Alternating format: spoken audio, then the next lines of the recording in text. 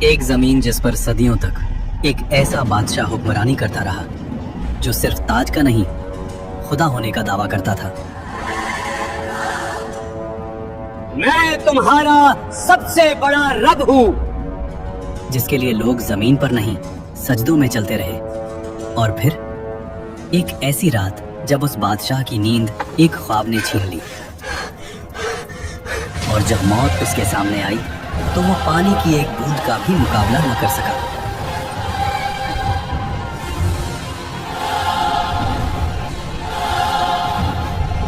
اللہ نے اس کے جسم کو زمین میں دفن ہونے سے بھی روک لیا اور قیامت تک اس کو عبرت کا نشان بنا دیا۔ مصر، اس دور کا سب سے طاقتور ملک، نیل کے کنارے بسے شہر جہاں فصلیں سونا اگلتی تھیں، بازار بھرے ہوئے، محل پتھر کے نہیں غرور کے بنے ہوئے، اور ان سب کے بیچ ایک شخص، فرعون۔ اس کا حکم صرف قانون نہیں تھا، عقیدہ تھا۔ لوگ صرف اس کی بات نہیں مانتے تھے، اس کی بات پر ایمان رکھتے تھے۔ وہ کہتا تھا، میں تمہارا سب سے بڑا رب ہوں، اور مصر خاموش رہتا تھا۔ اسی مصر میں ایک قوم ایسی بھی تھی جو روشنی نہیں دیکھتی تھی، بنی اسرائیل۔ ان کے گھر الگ تھے، ان کا لباس الگ، ان کی زندگی الگ۔ اور زور لگاؤ! انہیں غلام بنا دیا گیا۔ ان کے مرد صبح سے شام تک پتھر اٹھاتے، محل بناتے، اور رات کو تھکائے ہوئے گر جاتے۔ ان کی عورتیں صرف زندہ رکھی جاتی تھیں تاکہ غلامی کا سلسلہ چلتا رہے۔ فرعون نے جان بوجھ کر اس قوم کو کمزور رکھا، Bloody civilians! کیونکہ جو قوم کمزور ہو وہ کبھی تخت کو نہیں ہلا سکتی۔ سمجھدار کے لیے صرف اشارہ کافی ہوتا ہے۔ تفسیر ابن کثیر کے مطابق ایک رات فرعون نے خواب دیکھا۔ اس نے دیکھا کہ بیت المقدس کی طرف سے ایک آگ نکلی جو مصر کے گھروں کو جلا رہی تھی، لیکن بنی اسرائیل کے گھر محفوظ تھے۔ فرعون ہراس ہو کر اٹھ بیٹھا۔ یہ پہلی مرتبہ تھا جب اس نے خود کو کمزور محسوس کیا۔ اسی رات نجومی اور علم غیب کا دعویٰ کرنے والے دربار میں بلائے گئے، خواب سنایا گیا، اور پھر وہ جملہ بولا گیا جو تاریخ بدل دیتا ہے۔ بنی اسرائیل میں ایک لڑکا پیدا ہوگا جو تیری سلطنت کے زوال کا سبب بنے گا۔ یہی سے فرعون کا غرور وحشت میں بدلنے لگا۔ ڈر جب دل میں آ جائے تو عقل چلی جاتی ہے، اور جب عقل چلی جائے تو ظلم پیدا ہوتا ہے۔ فرعون نے سوچا، مسئلہ پیدا ہونے سے پہلے ختم کر دیتے ہیں، اور پھر وہ حکم لکھا گیا جو قانون نہیں قتل نامہ تھا۔ فرعون نے کہا، بنی اسرائیل کے ہر نئے پیدا ہونے والے لڑکے کو مار دو۔ شہر شہر تلوار چلی، ماؤں کی گود اجڑی، ہزاروں معصوم جان سے گئے۔ اسی ظلم کے دور میں موسیٰ علیہ السلام پیدا ہوئے۔ ان کی والدہ ہر پل خوف میں رہتی تھیں۔ تب اللہ نے کہا، اسے دودھ پلاؤ، اور جب خطرہ محسوس ہو تو اسے دریا میں ڈال دینا، اور ڈرنا نہیں، ہم اسے تمہیں واپس لوٹا دیں گے۔ تفسیر کے مطابق اس ماں نے خاموشی سے موسیٰ علیہ السلام کے لیے ایک صندوق تیار کیا اور اسے دریا میں رکھ دیا۔ دریا بہہ رہا تھا اور اس پانی پر ایک چھوٹا سا صندوق۔ موسیٰ علیہ السلام کی والدہ نے اپنی بیٹی سے کہا، دور سے دیکھتے رہنا مگر پاس مت جانا۔ وہ بہن چھپ کر چلتی رہی۔ آخر وہ صندوق پہنچ گیا فرعون کے محل کے کنارے۔ فرعون کی بیوی حضرت آسیہ جب صندوق دیکھتی ہیں تو اسے کھلوایا جاتا ہے، اور جیسے ہی ان کی نظر اس بچے پر پڑتی ہے اللہ ان کے دل میں رحمت ڈال دیتا ہے۔ وہ فوراً کہتی ہیں، اسے قتل نہ کرو، شاید یہ ہمارے لیے فائدہ مند ہو، یا ہم اسے بیٹا بنا لیں۔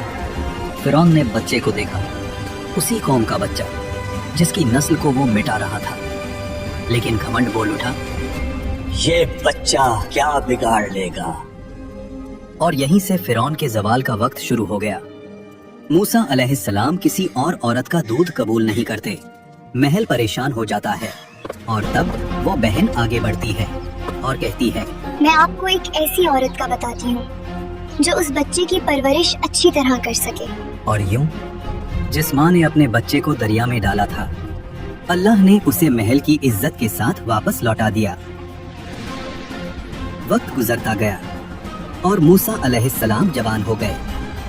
अल्लाह फरमाता है, और जब वो अपनी पूरी कुव्वत और समझ को पहुंच गए, हमने उन्हें हिकमत और इल्म अता किया। एक दिन मूसा अलैहिस्सलाम शहर में आए और वहाँ दो मर्द, एक बनी इसराइल से और एक मिस्री, दोनों लड़ रहे थे। बनी इसराइल का आदमी चीख कर बोला, मेरी मदद करो। वो आवाज सीधी मूसा अलैहिस्सलाम के दिल में लगी। मूसा अलैहिस्सलाम आगे बढ़े। उन्होंने एक मुक्का मारा, मिस्री जमीन पर गिरा और फिर उठा नहीं। मूसा अलैहिस्सलाम समझ गए ये कत्ल हो गया और अल्लाह से माफी मांगी। अल्लाह फरमाता है, फिर हमने उन्हें माफ कर दिया, लेकिन मिस्र ने माफ नहीं किया। शहर में आग लग गई, दरबार में शोर, फिरौन का चेहरा लाल। हुक्म निकला, मूसा को कत्ल कर दो। शहर के दूसरे किनारे से एक आदमी दौड़ता हुआ आया और कहा, सरदार तुम्हारे कत्ल का मशवरा कर रहे हैं, यहाँ से निकल जाओ। मूसा अलैहिस्सलाम ने पीछे मुड़कर नहीं देखा, ना माल ना सामान, सिर्फ यकीन। अल्लाह फरमाता है, वो डर और उम्मीद के दरमियान शहर से निकल गए। रेगिस्तान, गर्मी, भूख, प्यास और मूसा अलैहिस्सलाम की सिर्फ एक दुआ, ऐ मेरे रब, मुझे जालिमों से बचा ले और अपनी हिफाजत के साए में ले ले। आखिर मूसा अलैहिस्सलाम मदयन पहुंचे। शहर के बाहर एक कुआं, जहां मर्द जानवरों को पानी पिला रहे थे, और दूर दो लड़कियां खामोशी से खड़ी थीं। मूसा अलैहिस्सलाम ने पूछा, आप दोनों कुएं से पानी क्यों नहीं ले रहे? उन्होंने कहा, हम इंतजार करते हैं जब तक मर्द चले ना जाएं, और हमारे वालिद बहुत बूढ़े हैं। मूसा अलैहिस्सलाम आगे बढ़े अकेले और उनके जानवरों को पानी पिला दिया और वहां से चले गए। फिर एक पेड़ के साए में बैठकर कहा, ऐ मेरे रब, जो भी भलाई तू मुझ पर उतारे मैं उसका मोहताज हूँ। थोड़ी देर बाद एक लड़की उनके पास आई और कहा, मेरे वालिद आपको बुला रहे हैं ताकि आपका शुक्रिया अदा करें। वो बुजुर्ग हजरत शुएब अलैहिस्सलाम थे। अक्सर मुफस्सरीन के मुताबिक मूसा अलैहिस्सलाम ने अपना पूरा वाकया सुनाया। शुएब अलैहिस्सलाम ने कहा, डरो मत, अब तुम जालिमों से महफूज हो।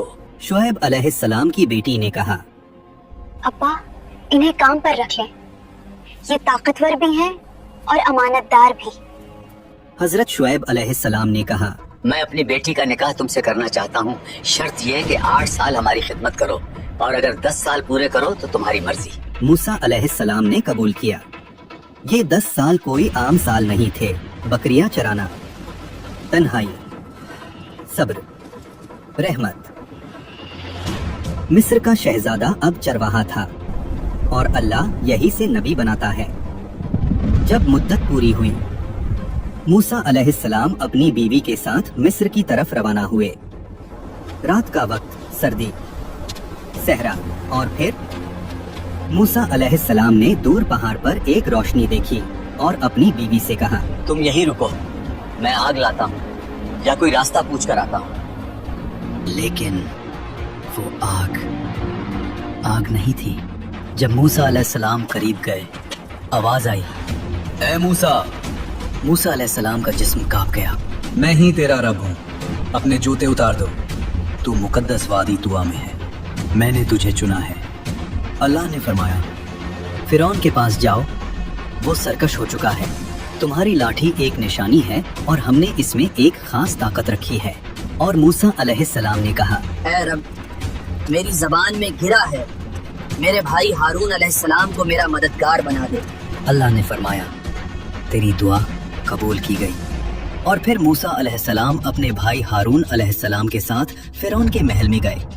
फिरौन उसी वक्त अपनी तकब्बुर भरी मुस्कुराहट के साथ कहता है, तुम्हारा रब कौन है?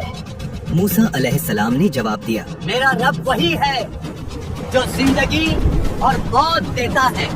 फिरौन ने गुस्से में कहा, तुम हमारे साथ खेल रहे हो, मुझे साबित करो। मिस्र के सबसे बड़े जादूगर बुलाए गए। रस्सी फेंकी और लोगों को सांप लगने लगे, लोगों का दिल कांप गया, लेकिन मूसा अलैहिस्सलाम ने सिर्फ लाठी उठाई और उसे जमीन पर रख दिया और वो हकीकी अजदहा बन गई। वो अजदहा ने जादूगरों के नकली सांपों को निगल लिया। जादूगरों ने कहा, ये जादू नहीं, ये अल्लाह की कुव्वत है। वो सब सजदे में गिर गए। फिरौन का घमंड, सख्ती और गहरा हुआ। वो चीखता, ये सब झूठ है, मेरा रब सिर्फ मैं हूँ। कुरान कहता है वो जुल्म में घिरा रहा और फिर अल्लाह के अजाब का इंतजार किया। अल्लाह ने फिरौन और उसकी कौम को अजाब की पहली निशानी भेजी। मिस्र की जमीन पर एक खौफनाक तूफान भेजा गया। ये न सिर्फ पानी की बुलंदी थी, ये पानी का नफाज़े अजाब था जो उनकी फसलों को बर्बाद कर गया, डूब गया और उनकी रोजी रोटी का सहारा मिट गया। जब तूफान गया और लोग समझे थोड़ा सा सुकून मिल सकता है, तो फिर एक और निशानी आई। जराद, अजाब का एक दल जिसने जमीन की हर हरी चीज को खा लिया।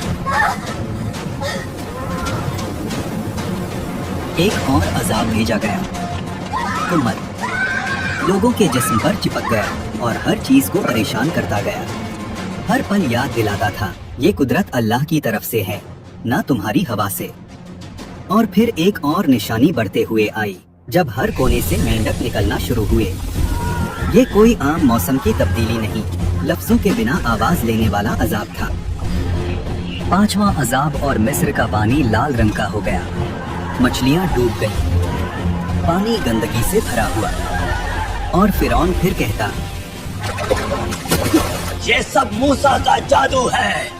कुरान में अल्लाह ने फिरौन पर भेजी गई निशानियों का जिक्र किया है और इनमें सिर्फ अजाब नहीं बल्कि मूसा अलैहिस्सलाम के मुजिज़ात भी शामिल हैं। फिर अल्लाह ने मूसा अलैहिस्सलाम को कहा कि रात के वक्त अपनी कौम को लेकर मिस्र से निकल जाओ। कौम ने खामोशी से अपने घर, अपनी जिंदगी और तकब्बुर से निकलते हुए रास्ता रखा। न उनके पास ज्यादा सामान, न कोई तलवार, सिर्फ अल्लाह की मदद का यकीन। जब सुबह हुई और फिरौन ने देखा कि मिस्र से लोग गायब हो गए, उसका घमंड और जिंदा हो गया। इन्हें हम वापस पकड़ कर लाएंगे और दिखाएंगे कि हम ही ताकतवर हैं। कौम बनी इसराइल मूसा अलैहिस्सलाम के साथ समंदर के किनारे पहुंची। समंदर उनके सामने काफी गहरा नजर आता है। बनी इसराइल के लोग कहते हैं, हम फंस गए। ये खौफनाक पानी हमारी किस्मत का इंतजार कर रहा है और पीछे मौत का लश्कर। मूसा अलैहिस्सलाम ने कहा, हरगिज नहीं, मेरा रब मेरे साथ है, वो हमें राह दिखाएगा। अल्लाह ने मूसा अलैहिस्सलाम को हुक्म दिया, अपनी लाठी से पानी को मारो। मूसा अलैहिस्सलाम ने अल्लाह के हुक्म पर अपनी लाठी पानी पर मारी। पानी दो हिस्सों में बट गया, दो दीवारें उठी, बीच में सूखा रास्ता निकल आया। लोग चीख उठे और बनी इजराइल का ईमान मजबूत हुआ और उन्होंने उस रास्ते पे चलना शुरू किया। ये अल्लाह का मौजिज़ा है। फिरौन और उसकी फौज ने वो रास्ता देखा, फिर भी उसने कहा, ये हम भी कर सकते हैं, इससे हमें कोई नहीं रोक सकता। वो दीवारें पानी के बीच अपने घोड़ों और फौज के साथ निकल गया। घमंड इतना गहरा था कि हक बताने वाली निशानियों के बावजूद भी वो मान नहीं रहा था। जब बनी इसराइल का आखिरी शख्स भी समंदर के बीच से निकल गया, अल्लाह ने हुक्म दिया, पानी दोबारा मिलकर समंदर को बंद कर दो। और वैसे ही पानी घर जैसे गिरता चला गया। लहरों ने फिरौन और उसकी फौज को हर तरफ से घेर लिया। हर घोड़ा और हर सिपाही डूब गया। जब उस वक्त उसका आखिरी वक्त आया, फिरौन की नजर खुली और उसने कहा, मैं ईमान लाया उस रब पर जिसे बनी इस्राइल ने माना। लेकिन उस वक्त उसका ईमान कबूल नहीं हुआ।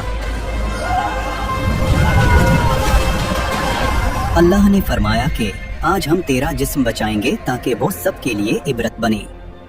हजरत आसिया जो फिरौन की बीवी थी, कुरान में जिक्र है। और आसिया फिरौन की बीवी जिन्होंने अल्लाह के हुक्म से ईमान लाया और अपने घर में सब्र और इबादत से खुद को महफूज रखा, अल्लाह ने उनके लिए जन्नत तैयार की।